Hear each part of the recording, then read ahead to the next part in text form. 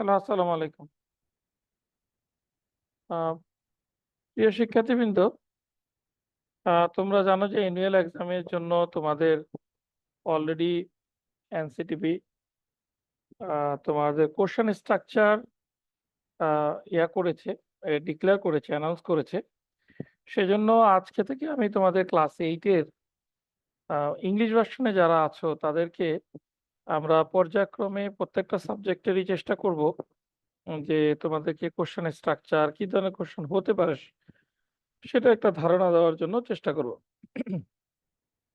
এটা basically design করা হয়েছে ইংলিশ ভার্সন স্টুডেন্টদের জন্য। কারণ হচ্ছে ইংলিশ ভার্সন স্টুডেন্টরা যারা আছে, তাদের অনেকেরই আসলে ইংলিশ ভার্সনের উপর আমাদের আসলে খুব বেশি টিউটোরিয়াল নাই। সেজন্যই আসলে ইংলিশ ভার্সনের জন্য করা। প্লাস হচ্ছে যে অ্যানাউন্সমেন্টটা হয়েছে, সেটাও ইনফেক্ট আমাদের বাংলাতেই হয়েছে, তাই না? এবং কোয়েশ্চেন স্ট্রাকচারটা যেটা দেওয়া আছে, সেটা বাংলাতে হয়েছে। তো ইংলিশ ভার্সন স্টুডেন্টদের জন্য আমরা আজকে ১ম এ ডিজিটাল টেকনোলজি দিয়ে শুরু করছি। এবং আ প্রত্যেকটা চ্যাপ্টার ওয়াইজ আমরা একটু আলোচনা করব। এরপরে আস্তে, আস্তে আমরা math, science, life and livelihood প্রত্যেকটা বিষয়ের উপরে চেষ্টা করব যাতে আমাদের সময় খুব কম তোমাদের। এই অল্প সময়ের মধ্যে যাতে পুরা প্রিপারেশন নিতে পারো, সেজন্যই হচ্ছে হলো আমাদের এই ছোট একটা প্রয়াস। আ আ ১ম এই আমার একটু পরিচয় দিই। আমার নাম হচ্ছে মোস্তাক আহমেদ। আমি বেসিক্যালি হচ্ছে বিভিন্ন সেক্টরে ট্রেনিং করাই। এছাড়া আমি একজন ব্যাংকার। তো যেহেতু আমার আ অনেক স্টুডেন্ট আছে, আমার নিজের বাচ্চারাও আছে। তো যারা অ্যাকচুয়ালি আমাদের মতোই 8, 7, 6 এই পড়ে। সুতরাং সবকিছু চিন্তা করলাম যে তোমাদের জন্য এই ইংলিশ ভার্সনের জন্য আমরা একটা সিরিজ আকারে এই অ্যানুয়াল এক্সামের উপরে কিছু টিউটোরিয়াল নিয়ে আসি। শুধু তাই না, আমরা চেষ্টা করব বাংলা ভার্সনের জন্য দেওয়ার জন্য। তো লেট স্টার্ট। ডিজিটাল টেকনোলজি আমি যদি একটু সার্কুলারটা যদি যে অ্যানাউন্সমেন্টটা হয়েছে, সেটা যদি একটু দেখি যে এইটাতে আ তোমাদের যে সিলেবাস দিয়েছে, সেটা হচ্ছে অ্যাকচুয়ালি ১ম চ্যাপ্টার এবং লাস্ট চ্যাপ্টার ছাড়া বাকি সবগুলো চ্যাপ্টারই তোমাদেরকে করতে হবে। অর্থাৎ ২৭ থেকে ১২৬ ডিজিটাল প্ল্যাটফর্ম ব্যক্তিগত।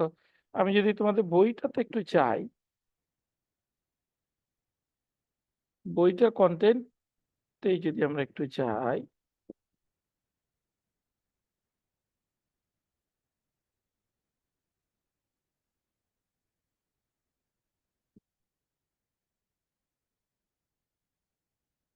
একটু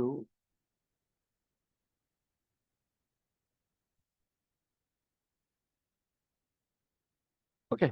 আমরা যদি কনটেন্টটাতে একটু দেখি, তাহলে দেখবো যে আমাদের security risk of personal information on digital platform থেকে শুরু করে let's get connected to A network. অর্থাৎ আমার এই ৪ টা চ্যাপ্টারের উপরেই কিন্তু আমাদের এই ডিজিটাল টেকনোলজি পরীক্ষাটা আসবে। এখন আমরা যদি কোশ্চেন স্ট্রাকচারটা দেখি, স্ট্রাকচার ইজ ভেরি সিম্পল যে আমাদের 100 মার্কসের পরীক্ষার মধ্যে 30 মার্কস হচ্ছে আমাদের অ্যাকচুয়ালি শিক্ষাকালীন মূল্যায়ন। অর্থাৎ হলো আমাদেরকে কিছু অ্যাসাইনমেন্ট দিবে, কিছু রিপোর্ট প্রেজেন্টেশন এর জন্য দিবে এবং কিছু প্র্যাকটিক্যাল এক্সপেরিয়েন্স এর জন্য দিবে। এটা বেসিক্যালি কিছু নমুনা কোয়েশ্চেন তোমাদেরকে দেওয়া আছে ৩ টা থেকে ৩০। টিচাররা ইচ্ছা করলে তোমাদের এই নমুনা কোয়েশ্চেন থেকেও করাতে পারে অথবা বইয়ের এই ৪ টা চ্যাপ্টারের যেকোনো জায়গা থেকে করাতে পারে। আমরা মেইন কনসার্ন বিষয় হচ্ছে আমাদের আ সাবজেক্টিভ 1। সেটা হচ্ছে লিখিত পরীক্ষাটা আমাদের ৩ ঘন্টার ১০০ মার্কের হবে। স্ট্রাকচারটা হচ্ছে আমাদের এমসিকিউ ১৫ টা থাকবে। ওয়ান ওয়ার্ড অ্যান্সার থাকবে ১০ টা, শর্ট কোয়েশ্চেনস থাকবে ১০ টা, রচনামূলক প্রশ্ন যেটা সিচুয়েশনাল বেস সেটা থাকবে ৫ টা, উত্তর দিতে হবে ৩ টা এবং আবার রচনামূলক প্রশ্ন যেটা নট সিচুয়েশনাল বেস সেটা থাকবে ৫-৭ টা, দিতে হবে ৫ টা, টোটাল ৪০ হচ্ছে 100 মার্কসের একটা স্ট্রাকচার। আমরা এবার একটু ইয়াতে যাই, আমাদের মূল আলোচনায় যাই। আমাদের ডিজিটাল টেকনোলজির এমসিকিউ থাকবে ১৫ টা, ১৫ টার মধ্যে ১৫ দিতে হবে ১ টা। প্রত্যেকটা ১ মার্কসের কি ধরনের কোয়েশ্চেন হতে পারে? আমরা অলরেডি ওই চ্যাপ্টারটা যদি পড়ে থাকি, ওই চ্যাপ্টারের মধ্যে আমাদের যেটা আলোচনা করা হয়েছে যেমন আমাদের ফিশিং নিয়ে আলোচনা করা হয়েছে, digital foot point, meta data, right? Security কিভাবে সিকিউরিটি অথেন্টিকেটেড করব, এসব বিষয় নিয়ে আলোচনা করা হয়েছে। তাহলে আমাদের এমসিকিউ যদি থাকে যেমন হোয়াট ইজ ফিশিং? ফিশিংটা কি? ফিশিংটা হচ্ছে নাকি অ্যাকচুয়ালি আমার স্টিলিং ইম্পোর্টেন্ট ইনফরমেশন, রাইট? অর্থাৎ আমার এখানে the act of receiving phishing mail, the act of stealing information, type of software like that. আমার অ্যান্সার হচ্ছে the act of stealing important information through deception. Like that আমরা যদি ইয়াতে যাই, what is digital footprint, right? এই ধরনের question হতে পারে। The record of a person's digital activity is the answer, right? And then which of the following can help identity a phishing email, right? আমরা বইতে দেখেছি যে যেমন আমাদের একটা ট্রাস্ট ব্যাংকের একটা উদাহরণ দেওয়া হয়েছে। ওটাতে যেটা দেখেছি রিসিভ বানান অথবা ডিসক্রিপেন্সি বানানটা ভুল থাকতে পারে, স্পেলিং মিস্টেক, রাইট? এগুলো আমরা আইডেন্টিফাই করার একটা ওয়ে। সো এটা আমার answer. Then what is the main reason for protecting personal information online? আমরা কিভাবে অনলাইনে মেইন রিজন কি যে প্রোটেক্টিং পার্সোনাল ইনফরমেশনে to avoid phishing scam and identity theft, right? এরকম আমাদের কোশ্চেনগুলো বেসিক্যালি এই ধরনেরই হতে পারে এমসিকিউ। আমরা যদি একটু নিচের দিকে যাই, যেমন হতে পারে এরকম which term describe the history of digital activities that is never fully erased? তা সম্পূর্ণ মুছে যায় না এমন ডিজিটাল অ্যাক্টিভিটিস থাকে, সেটা হচ্ছে ডিজিটাল ফুটপ্রিন্ট, রাইট? আচ্ছা, আমি এক্সপ্লেইন করছি না যে ডিজিটাল ফুটপ্রিন্ট প্র্যাকটিক্যালি তোমাদেরকে দেখাচ্ছি। আমি কোশ্চেনের ধারাটা দেখাচ্ছি, কি ধরনের কোশ্চেন হতে পারে এই ধরনের একটা ধারণা দেওয়ার চেষ্টা করছি। যেমন what is a pin code used for an mobile phone? Mobile ফোনে পিন কোডটা কেন ইউজ করে? To secure the phone and prevent unauthorized use. অর্থাৎ তুমি তোমার মোবাইলে কাউকে ঢুকতে দিবে না, তাহলে কি আমরা প্যাটার্ন ইউজ করি অনেক সময় কি ইউজ করি? কোড ইউজ করি, pin code, right? Then another thing is metadata. মেটাডাটাটা কি? অ্যাকচুয়ালি মেটাডাটাটা হচ্ছে যে extra information about the digital data. অর্থাৎ যে ডাটাটা দিয়ে অ্যাকচুয়ালি এর টোটাল ইনফরমেশনটা পাওয়া যায়, এক্সট্রা ইনফরমেশন। সে একটা ছবি, এটা কখন তুলেছে, এটার কোন এরিয়াতে তুলেছে, এগুলো কিন্তু আমরা জানতে পারি থ্রু মেটাডাটা। এরপরে যদি আমরা একটু নিচের দিকে যাই, ফিশিং নিয়ে আমরা অনেকক্ষণ কথা বললাম। And what is the way to protect your mobile phone from unauthorized use? অর্থাৎ তোমার মোবাইল ফোনকে আনঅথরাইজ ইউজ কিভাবে করতে পারি? আমরা একটু আগে আলোচনা করেছিলাম।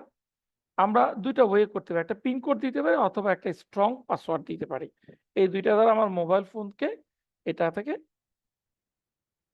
দেন why is it important to avoid weak pin codes? কারণ কি? উইক পিন কোড গুলা যেমন আমি যদি বলি ৩ টা ৪ টা ১ দিলাম, ৫ টা ১ ৪ টা ৫ দিলাম, রাইট? 1 2 3 4 দিলাম, ৪ টা ০ দিলাম, ৪ টা ৯ দিলাম। অল আর কি ইজিলি গেসেবল না? আমরা গেস করতে পারি কি ধরনের ইয়া হতে পারে। So this are the weak pin code. আমরা এগুলাকে এভয়েড করব। কেন এভয়েড করব? কারণ এগুলো ইজিলি গেসেবল। যারা হ্যাকার তারা এগুলো গেস করতে পারে। সেজন্য আমরা এই ধরনগুলো এভয়েড করব। দেন আমরা যদি একটু যাই যে হাউ ক্যান ফিশিং নিয়ে আমরা আলোচনা করেছি। Which of the following is a false claim about phishing, right? It only happen via email. শুধুমাত্র ইমেইলের মাধ্যমে হয়। আসলে তা না কিন্তু। এটা মোবাইল মেসেজের মাধ্যমে হয়। এটা ফিন্যান্সিয়াল ইনস্টিটিউটের ইনফরমেশন স্টিলের মাধ্যমে হয়। ট্রাস্টেড অর্গানাইজেশন থেকেও কিন্তু ফিশিং মেসেজ আসতে পারে। যেমন আমি আমার একটা পার্সোনাল এক্সপেরিয়েন্স শেয়ার করি। যেমন আমি বাংলা লিংকে 492 থেকে মেসেজ পেয়েছি যে আমার এখানে ৳১৮০০ জমা হয়েছে। এক ভদ্রলোক বলেছে যে সে টাকাটা জমা দিয়েছে। যেহেতু 492 অথেন্টিকেটেড, আমি ৳১৮০০ ওই লোকটাকে ব্যাক করেছি। পরবর্তীতে দেখা গেল আসলে ইটস এ ফলস। অ্যাকচুয়ালি 492 কে ইউজ করেই তারা আমাকে একটা মেসেজ দিয়েছিল, রাইট? সো এটা হচ্ছে ট্রাস্টেড অর্গানাইজেশন থেকে, ট্রাস্টেড নাম্বার থেকেও আসতে পারে। এগুলো আমাদের এমসিকিউর কিছু উদাহরণ আমরা দিলাম। এরপরে আমাদের আছে হচ্ছে ওয়ান ওয়ার্ড অ্যান্সার। ভিডিও খুব বড় হয়ে যাবে, এজন্য আমি সবগুলো ডিটেইল বললাম না।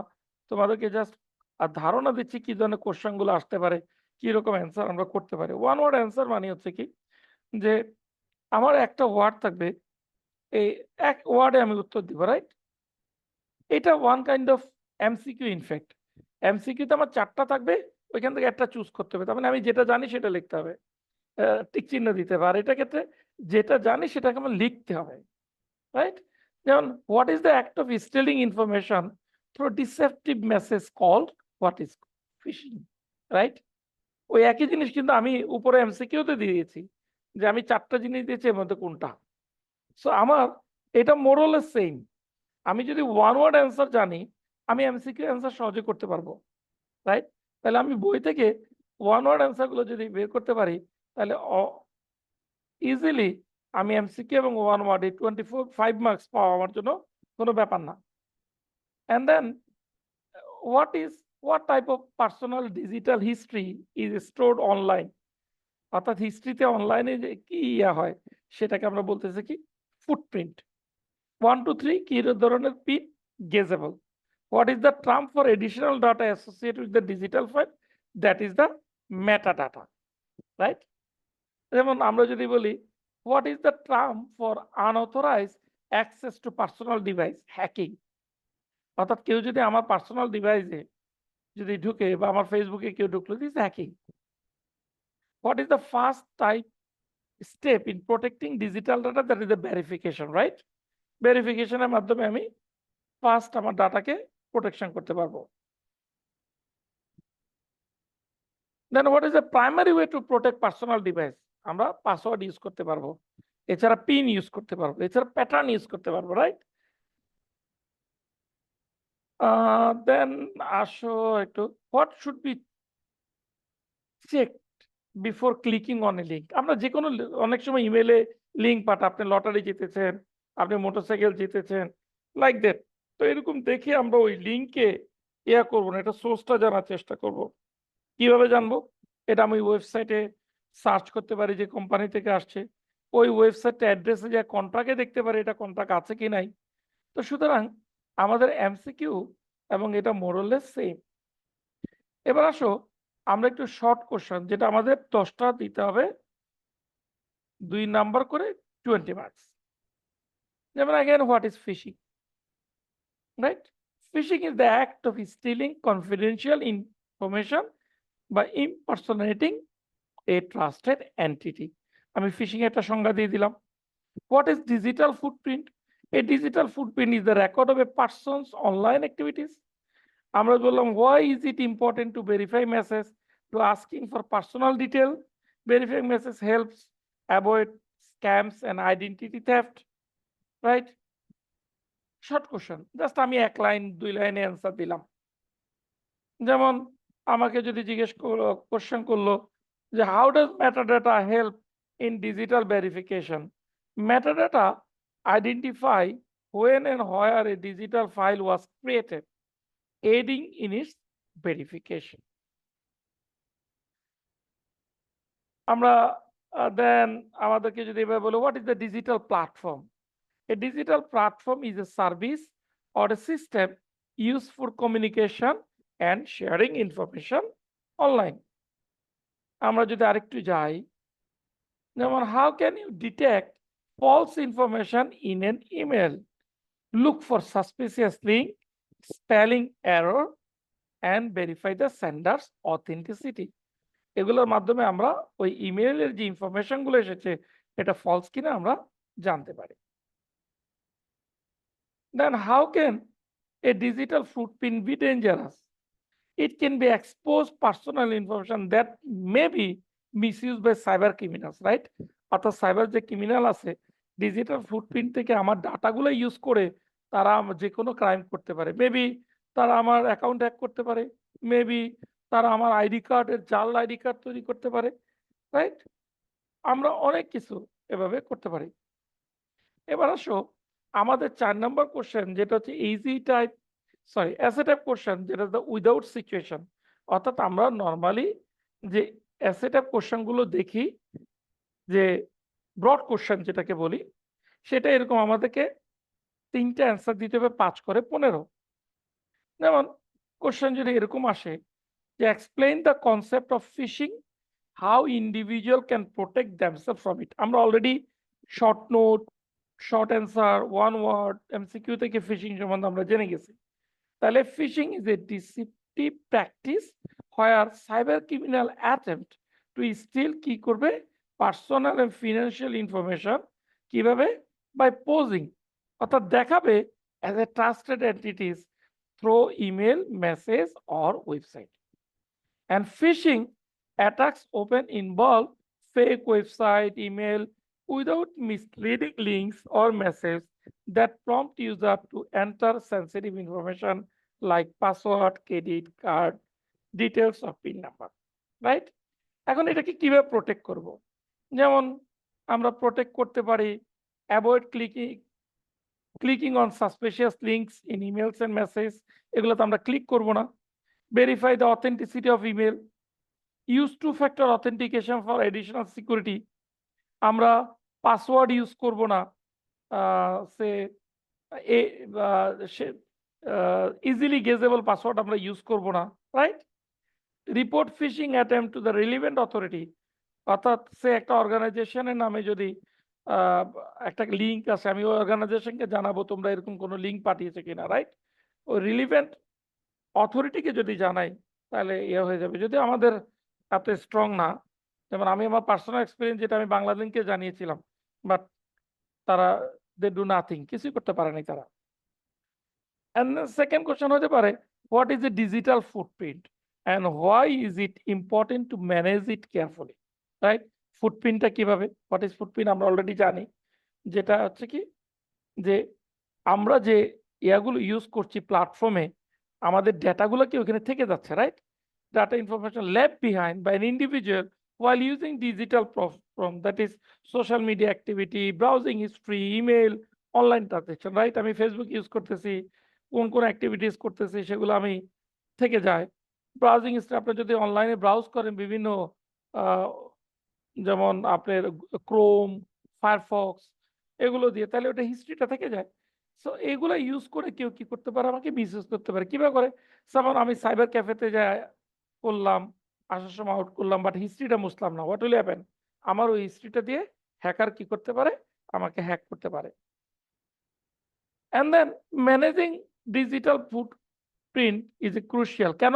কারণ কি? কারণ আমার যে ডাটাটা আমি লেফট করি, এটা কি করে, it contains personal information that can be used by cyber criminal.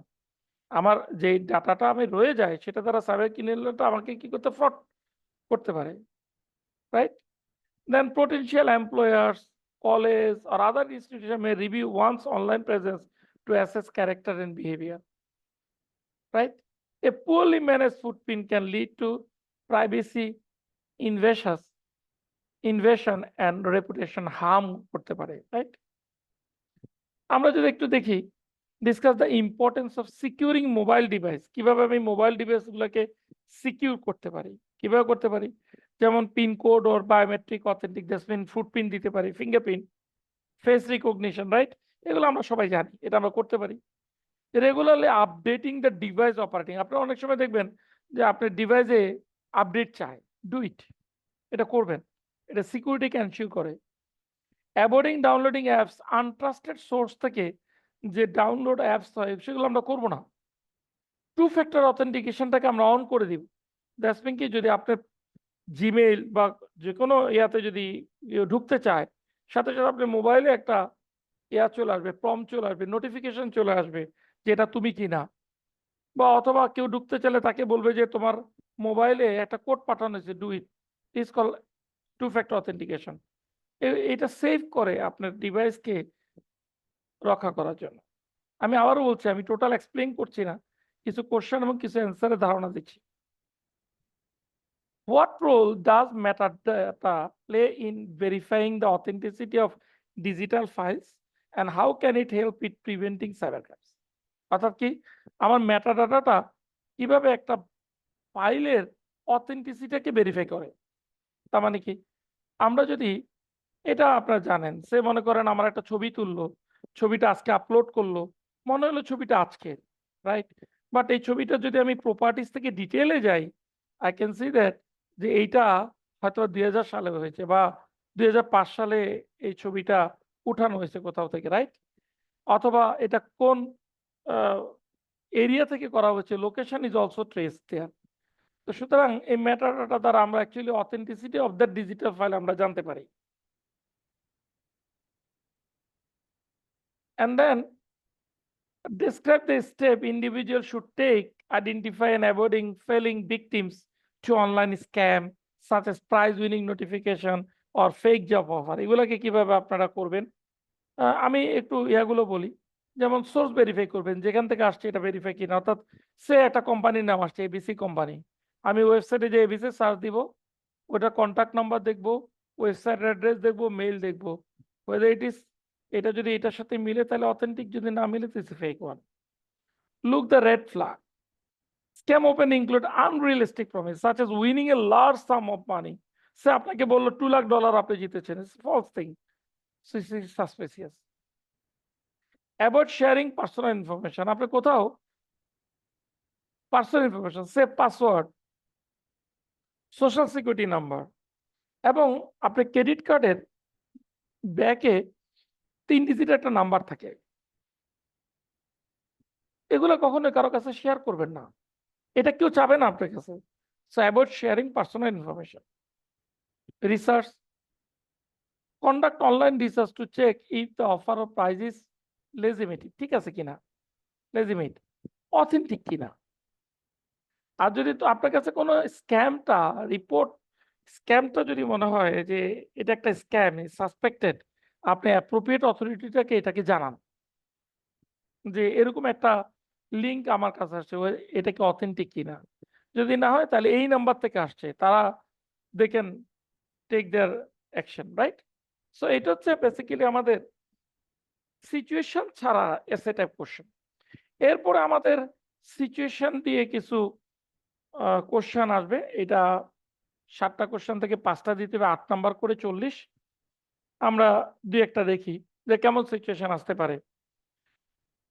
আমি বেসিক্যালি এগুলো করেছি হচ্ছে বেসিক্যালি আমাদের এখানে কিছু নমুনা কোশ্চেন দেওয়া আছে, রাইট? আপনি যদি অলরেডি দেখে থাকবেন, আমরা যদি একটু যাই ঘ বিভাগ, দিস ওয়ান। যেমন এখানে দেখুন দেখা যাচ্ছে সুজন তার পরীক্ষা ফলাফল ঘোষণা টিভিতে দেখতে পায়, রাইট? অর্থাৎ কিরকম হবে এটা একটা নমুনা দিয়েছে। ওইখান থেকে আমরা বেসিক্যালি এটা করেছি। Amin has received an email offering high paying job. Amin একটা জবের একটা মেইল রিসিভ করেছে। And he is asked to submit his personal detail through a provided link. একটা লিঙ্ক দিয়েছে, তাকে ওখানে পার্সোনাল ডিটেইল দিতে বলছে। Meanwhile his sister receives a mobile message claiming she has won a prize and is asked to click a link to claim it, right? দুইটা situation, ওর সে পেয়েছে একটা job offer, তার বোন পেয়েছে একটা।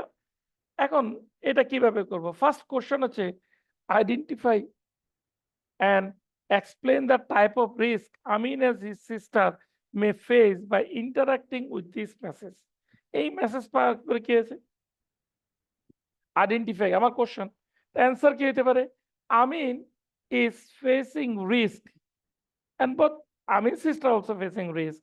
The email is attempting to trick him into revealing sensitive personal information such as his identity or bank account detail by impersonating a legitimate job offer, right?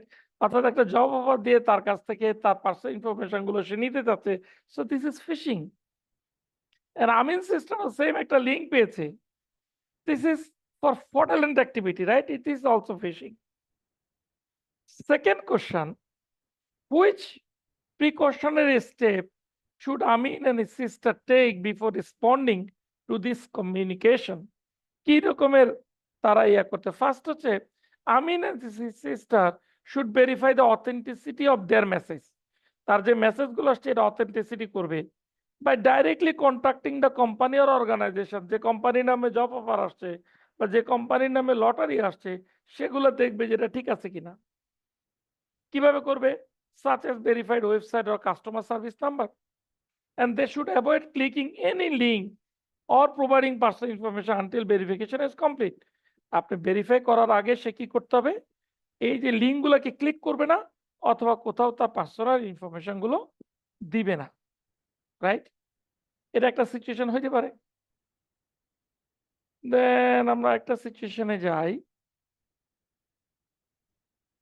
যেমন Jamil's uncle frequently share picture, videos on social media. Recently, he shared a video showing a landslide, claiming it was recorded yesterday near their village. অর্থাৎ একটা ভূমিধস হয়েছে তাদের ভিলেজের পাশে record করেছে। However, Jamil has doubt about the authenticity of the video. এই ভিডিওটার ব্যাপারে তার একটু কি আছে? কনফিউশন আছে, ডাউট আছে, সন্দেহ আছে।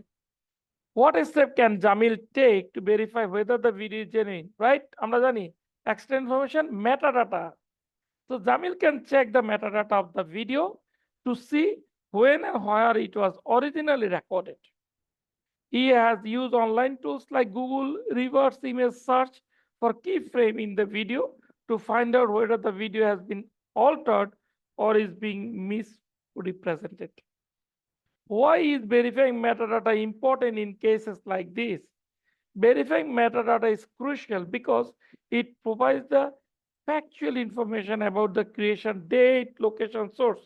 আমরা যেটা বললাম একটু আগে যে আমি একটা ফাইলের অথেন্টিসিটি জানতে চাচ্ছি, আমি প্রপার্টিজে যে ডিটেলে গেলাম, আমি এটা কখন হয়েছে, কোন সময় হয়েছে, কোথায় হয়েছে, আমরা এভরিথিং জানতে পারি। So metadata is very important, right? এটা একটা সিচুয়েশন হতে পারে।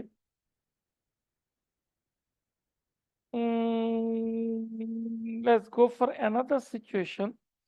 Mitu's family is preparing to apply for passport online. Online passport করতে চাচ্ছে। They have to fill out form with their personal detail, including national IDs, addresses, dates of birth. Meanwhile, Mitu's cousin recently received a spam email asking for similar details and suspect it was phishing attempt, right? So how can Mitu's family ensure their personal information is safely submitted while applying for passport online?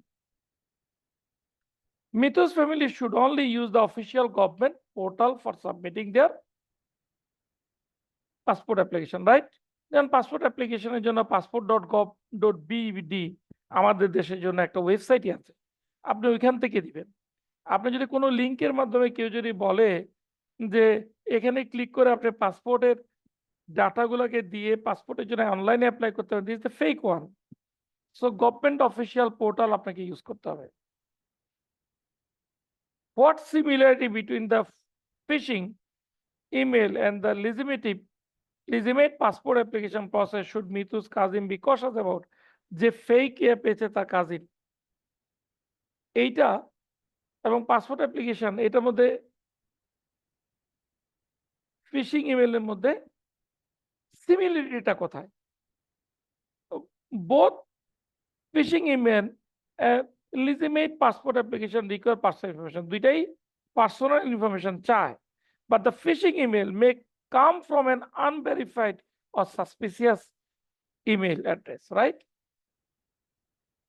And contain spelling mistake, incorrect link like that. Mitu's cousin should avoid such link এগুলোকে avoid করতে হবে। So all আর same, যেহেতু আমরা fishing data সম্বন্ধে জানি, metadata fishing সম্বন্ধে জানি, metadata জানি, ভেরিফিকেশন কিভাবে করতে হয় সেটা আমরা জানি। সো বেসিক্যালি ওই চ্যাপ্টারে যে ইয়াগুলো আছে সেগুলোর উপরেই আপনাদেরকে সিচুয়েশন দিবে, এটাকে আমাদের লিখতে হবে। অর্থাৎ আমি যদি ফিশিং জানি, ফিশিং কিভাবে হয়, কিভাবে আমি অ্যাভয়েড করবো, সো দুইটাই জানি। সো আমাকে যদি বলে যে এটা ফিশিং কিনা আমি বলতে পারবো, আবার যদি বলে এটা ফিশিং থেকে অ্যাভয়েড করার উপায় কি সেটাও বলতে পারবো। সো এগুলো হচ্ছে সিচুয়েশন বেস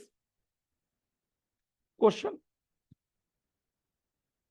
তো আমরা মোটামুটি ভাবে ডিটির আজকে আমরা প্রথম থেকে আমাদের যে ইয়াগুলো রয়েছে যে ৫ টা ক্যাটেগরি কোয়েশ্চেন সেটা পুরাটাই আমরা আলোচনা করেছি একটা চ্যাপ্টারের অনলি রাইট?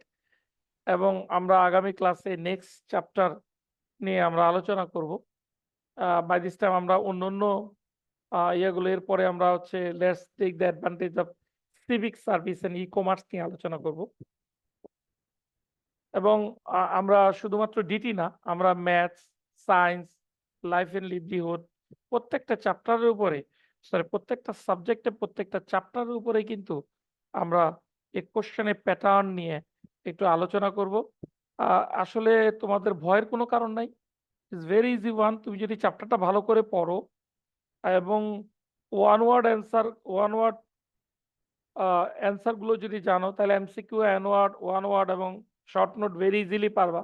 কনসেপ্টটা যদি জানো তুমি আ এসে টাইপ কোয়েশ্চেন সিচুয়েশন হোক আর আ উইথআউট সিচুয়েশন হোক ২ টাই তুমি লিখতে পারবা। তো সুতরাং তোমাদেরকে অনেক ধন্যবাদ। অনেক বড় একটা ভিডিও তোমাদেরকে শোনার জন্য। এবং আমরা আস্তে, আস্তে চেষ্টা করব তোমাদেরকে পুরো ব্যাপারটা আস্তে, আস্তে প্রত্যেকটা বুঝিয়ে দিতে। সময় আমাদের হাতে কম। ২ মাসের মধ্যে আমাদেরকে টোটাল প্রিপারেশন নিতে হবে। সুতরাং চেষ্টা করব আমি প্রতিদিনই তোমাদেরকে ভিডিও দেওয়ার জন্য। এবং আমার আ আ চ্যানেল হচ্ছে টিউটোরিয়াল পয়েন্ট। এইটাতে আ সাবস্ক্রাইব করে নোটিফিকেশন এড করে রাখবা। যাতে তোমরা ভিডিও আপলোড হওয়ার সাথে সাথেই তোমরা নোটিফাই হতে পারো এবং এটা দেখতে পারো। এছাড়া আ যদি কারো কোনো আ ফার্দার কোনো কিছু জানার ইচ্ছা থাকে, কোয়েশ্চেন প্যাটার্ন কিংবা এমসিকিউ বা আদারওয়াইজ ইউ ক্যান কমেন্টস বক্সে কমেন্টস করবেন। আমি আশা করি চেষ্টা করব যেহেতু আমি একটু বিজি তারপরেও চেষ্টা করব যে আপনাদেরকে এগুলো অ্যান্সার দেওয়া। হ্যাঁ?